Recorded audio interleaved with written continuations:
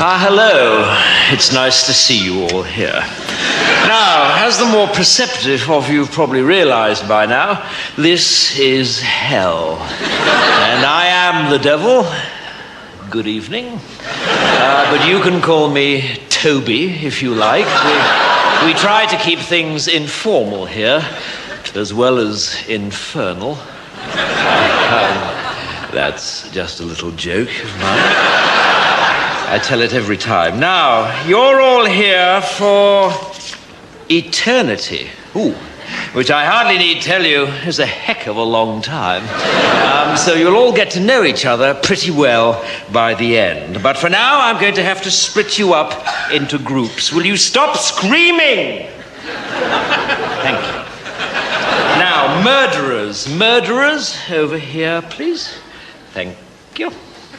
Looters and pillagers over here. Thieves, if you could join them. And lawyers. You're in that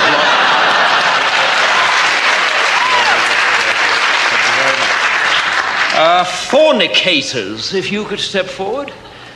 My God, there are a lot of you. Could I split you up into adulterers and the rest? Male adulterers, if you could just form a line in front of that small guillotine in the corner there.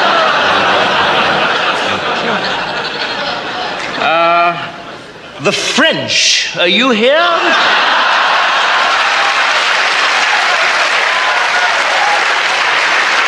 Okay. If you'd just like to come down here with the Germans, that'd be lovely. I'm sure you'll have plenty to talk about.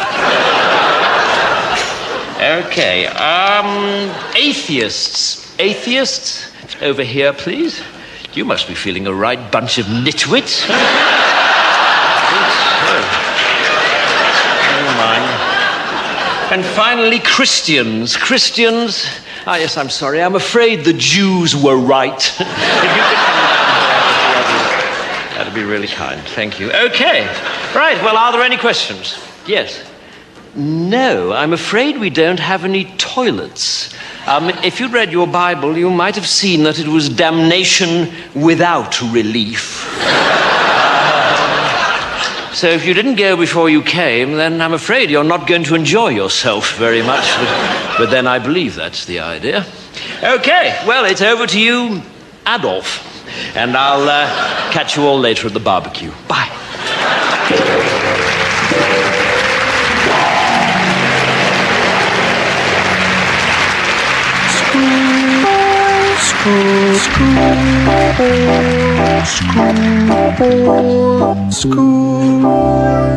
Well, now, Mr. Perkins, it was good of you to come in. I realize that you're a busy man, but I didn't think this matter could be discussed over the electric telephone. No, absolutely, Headmaster. I mean, if Tommy's in some sort of trouble, then I'd like to nip it in the bud. Well, quite frankly, Tommy is in trouble. Recently, his behavior has left a great deal to be desired. Dear. He seems to take no interest in school life whatsoever. He refuses to muck in on the sports field. And it's weeks since any master has received any written work from him. Oh, dear me. Quite frankly, Mr. Perkins, if he wasn't dead, I'd have him expelled.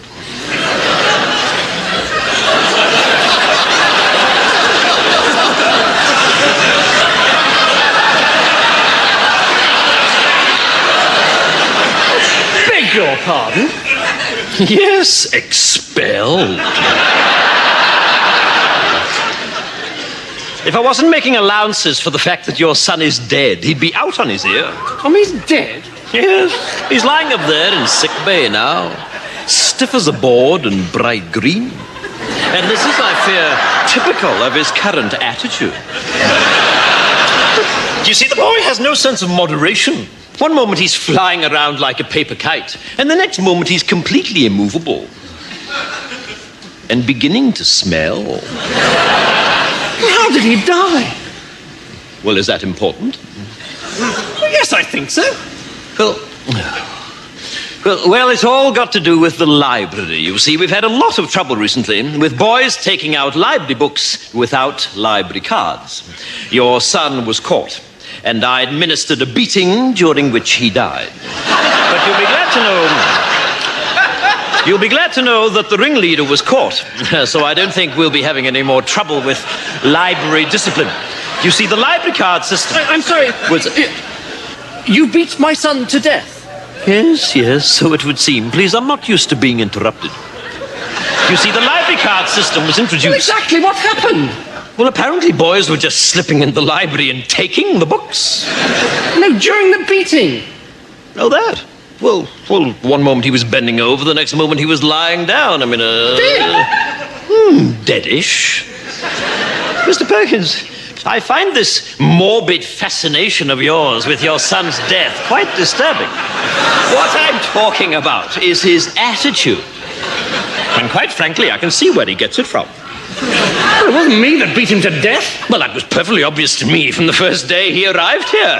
I wondered then, as I wonder now, if he might not have turned out to be a very different boy indeed if you had administered a few fatal beatings early on. Are you mad? I'm furious.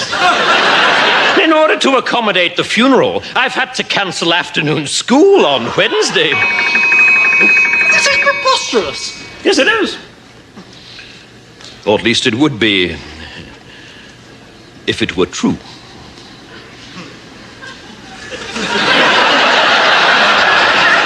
What? I've been joking, Mr. Perkins. Pardon me, it's my strange academic sense of humor. I've been pulling your leg. Oh, thank God. I wouldn't cancel afternoon school to bury that little shit.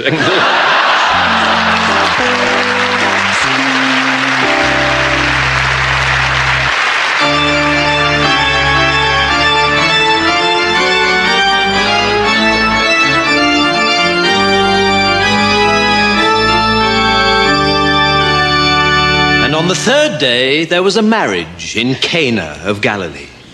And it came to pass that all the wine was drunk. And the mother of Jesus said unto the Lord, They have no more wine. And Jesus said unto the servants, Fill 6 water pots with water. And they did so.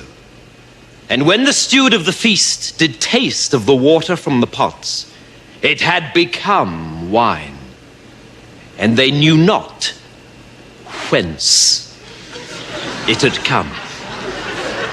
But the servants did know, and they applauded loudly in the kitchen.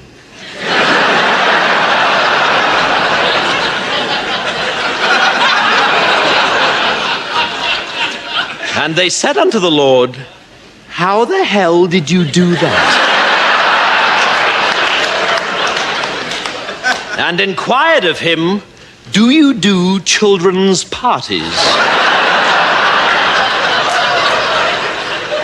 And the Lord said, No.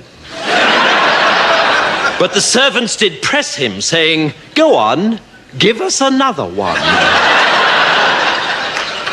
And so he brought forth a carrot and said, Behold this, for it is a carrot. And all about him knew that it was so, for it was orange, with a green top. And he did place a large red cloth over the carrot, and then removed it. And lo, he held in his hand a white rabbit. And all were amazed and said, This guy is really good. He should turn professional. And they brought him on a stretcher, a man who was sick of the palsy. And they cried unto him, Maestro, this man is sick of the palsy. And the Lord said, If I had to spend my whole life on a stretcher, I'd be pretty sick of the palsy too. And they were filled with joy and cried out, Lord, thy one-liners are as good as thy tricks. Thou art indeed an all-round family entertainer. And there came unto him a woman called Mary, who had seen the Lord and believed. And Jesus said unto her, Put on a tutu and lie down in this box. And then took he forth a saw and cleft her in twain. And there was much wailing and gnashing of teeth. But Jesus said, "O ye of little faith." And he threw open the box, and lo, Mary was whole. And the crowd went absolutely bananas. And Jesus and Mary took a big bow. And he said unto her, "From now on you shall be known as Sharon. For that is a good name for an assistant." And the people said, "We've never seen anything like this. This is great. You must be the Son of God." But the Lord said, "No, I am he who comes before." And they were sore amazed and said, "Then, Master, how shall we know the true Lord?" And Jesus said, "By his name shall ye know him. And he shall have a very religious name. And he shall be called Paul. And Daniel shall he be called." "Paul Daniels," they cried. And the Lord said, "Yes, something like that." Here ends the lesson.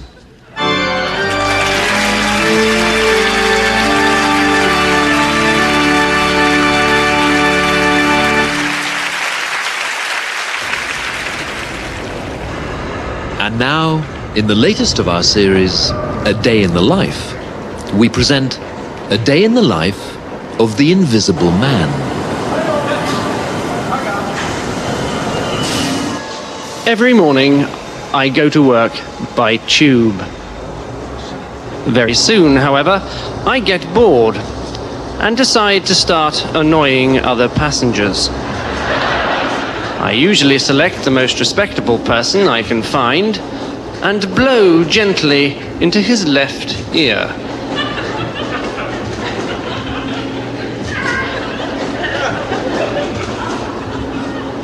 Then into his right ear. Then perhaps down the back of his neck. It's about this time that the man thinks I am a draft. But not for long, because I soon stick 2 fingers up his nose. Higher and higher, removing them just before he sneezes.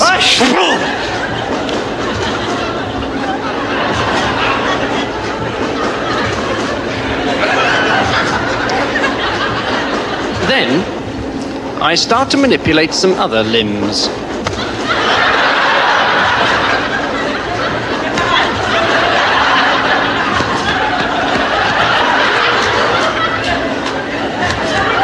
Now I leave him alone. For about 10 seconds.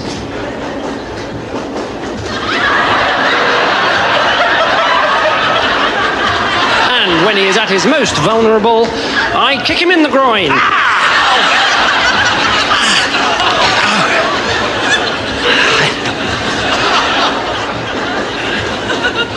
And steal his seat.